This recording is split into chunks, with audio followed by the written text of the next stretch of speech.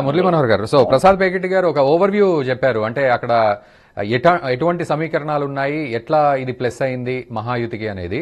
So overall గా అంటే comparatively కనుక మీరు ఆలోచిస్తే మరి ఇప్పుడు ఇక్కడ అజిత్ పవార్ కొంత మైనస్ అయ్యే పరిస్థితే కనబడుతుందని మనం ఒక సందర్భంలో మాట్లాడుకున్నాం.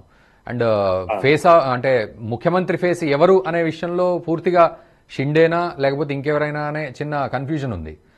అటు సైడ్ చూస్తేనేమో శరద్ పవార్. సో ఇవన్నీ కూడా మళ్ళీ ఇప్పుడు ట్రెండ్స్ చూస్తే మాత్రం కంప్లీట్లీ మహాయుతి వైపే కనబడడం. సో ఇది ఎలాంటి ఏమంటారు జడ్జిమెంట్ అని మీరు అనుకుంటున్నారు మురళీ మనోహర్ గారు? రగ్గారు అదే వారు చెప్తున్నప్పుడు లాడ్లీ బెహన్ స్కీమ్ ఇక్కడే మహారాష్ట్రనే కాదు గెలిపించింది, జార్ఖండ్ కూడా గెలిపించింది అని.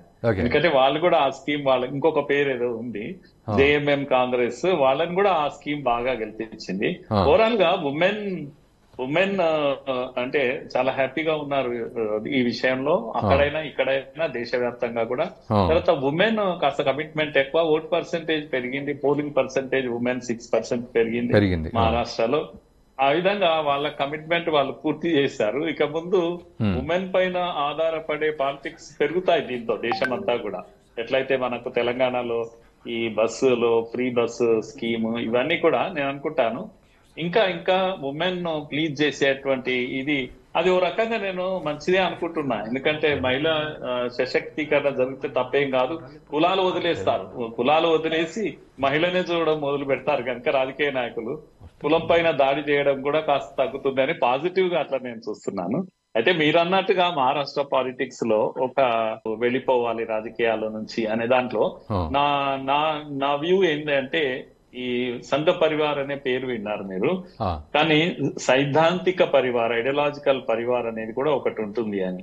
కనుక బీజేపీ శివసేన అనేది గతంలో నుంచి కూడా బాల్ ఠాకరే ఉన్నప్పటి నుంచి కూడా అది ఒక సైద్ధాంతిక పరివార్, ఐడియాలజికల్ పరివార్ గా ఉండేది, ఒక కుటుంబంలా ఉండేది. సిద్ధాంతపరంగా ఒక కుటుంబం. సెక్యులర్ పార్టీలన్నీ కూడా చెప్పొచ్చు సిద్ధాంతపరంగా ఒక కుటుంబం. ఇది బ్రేకప్ అయింది మహారాష్ట్రలో, ఇది బ్రేక్ అయిపోయి ఇదేం కాదు పవరే పరివార్ అనేటువంటి ఒక రాజకీయం ఇంతకాలం నడిచింది. అందుకే మహారాష్ట్ర అనేది ఒక కన్ఫ్యూజన్ లో ఉన్న దాంట్లో ఇప్పుడు ఈ యొక్క హిందుత్వ పరివార్ లేకపోతే ఏదైతే ఉందో దీంట్లోకి శివసేన యథావిధిగా వచ్చినట్టు ఒక అజిత్ పవార్ కొద్దిగా ఆడ్ మెన్ అవుట్ అన్నట్టు దీంట్లో. ఎందుకంటే అజిత్ పవార్ పాలిటిక్స్ మనం చూసాం, చాలా మంది హార్డ్ కోర్ ముస్లింలకు టికెట్లు ఇవ్వడం ఇవన్నీ జరిగినప్పటికీ కూడా కొన్ని రోజుల తర్వాత ఎలా ఉంటుందో తెలియదు, కానీ పరివార్ ఐడియాలజికల్ పరివార్ ఏదైతే ఉందో అది గెలుపు సాధించింది. మెల్లమెల్లగా శరద్ పవార్ అట్లా వయసులో గాని అదర్వైజ్ పాలిటిక్స్ లో గాని బలహీన పడుతున్నటువంటి సమయం ఇది. కాంగ్రెస్ బలహీన పడుతున్నటువంటి సమయం ఇది. ఆ విధంగా శివసేన ఏదైతే అంటే అనువంశంతోనే పార్టీ ఉంటుంది. బాల్ ఠాకరేకు ఎవరు వారసులు అంటే ఉద్ధవ్ ఠాకరే అనేది కాకుండా ప్రజలు ఏం చేశారంటే సిద్ధాంతమే ఇది జరగాలి, హెరిడిటీ కావాలి, వారసత్వం కావాలి అనేది ప్రజలు చెప్పారు ఇప్పుడు.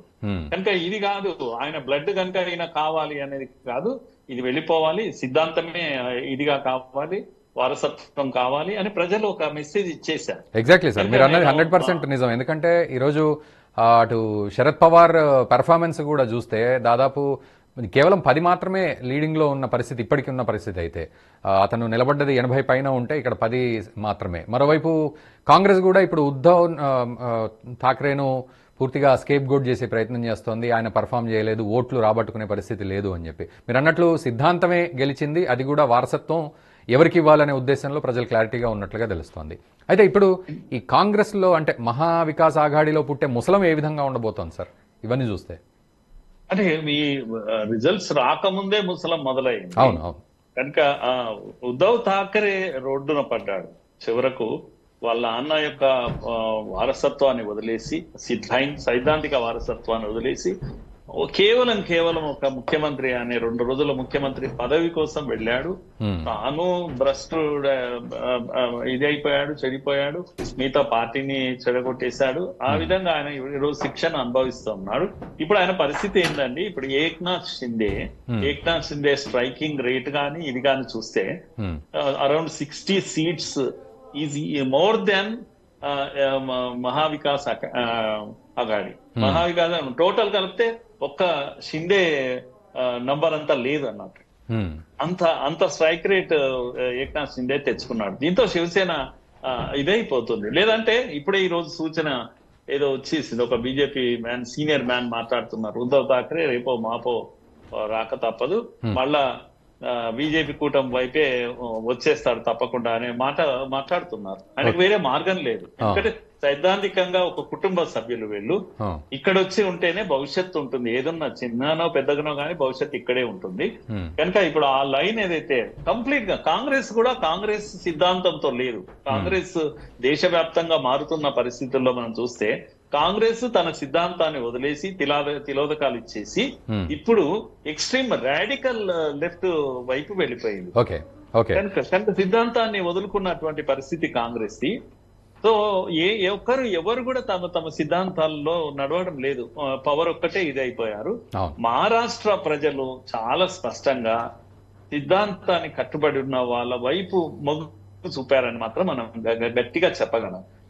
ఒకసారి మనం స్క్రీన్ మీద చూద్దాం సార్. ఒకసారి స్క్రీన్ మీద చూస్తే బీజేపీ మహారాష్ట్రలో 220 లీడింగ్ లో కొనసాగుతోంది, కాంగ్రెస్ 58 లీడింగ్ కొనసాగుతోంది, అండ్ అదర్స్ 10లో వాళ్ళు ముందుకు సాగుతున్నట్లుగా మనం చూడొచ్చు. జార్ఖండ్ మాత్రం కొంత అనుకున్న పరిస్థితి అక్కడ కనబడలేదు, కొంత రివర్స్ అయింది నిజానికి చెప్పాలంటే. సో మహారాష్ట్ర మాత్రం ఒక ప్రభంజనం సృష్టించే దిశగానే వెళ్తున్నట్లుగా తెలుస్తోంది.